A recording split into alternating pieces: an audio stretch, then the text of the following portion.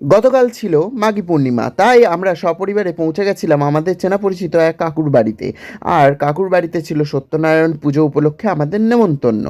চলো তোমাদের সাথে শেয়ার করি আমরা ওখানে গিয়ে প্রসাদের মধ্যে কি কি খেলাম।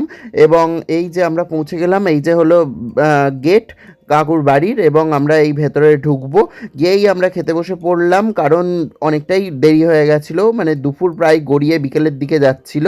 আর এই যে এইদিকে একজন গেম খেলেই যাচ্ছে। আর যাই হোক, অজস্র কথা শোনানোর পর দাদা ফোনটা রাখলো। জানি না এত বয়স হয়ে গেছে তারপরেও এত গেমের প্রতি কিসের ভালোবাসা, আমি তো বুঝতে পারি না।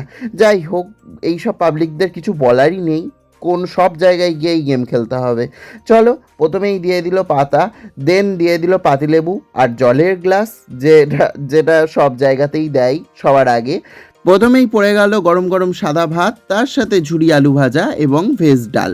চলো, এই দিয়েই প্রথমে আমরা খাওয়া শুরু করলাম বেশ জমিয়ে। রোদ একটু চোখে পড়ছিল, but it's manageable, it's okay for me. এরপর দিয়ে দিল একটা আইটেম, যেটা কড়াইশুঁটি আর ফুলকপি দিয়ে।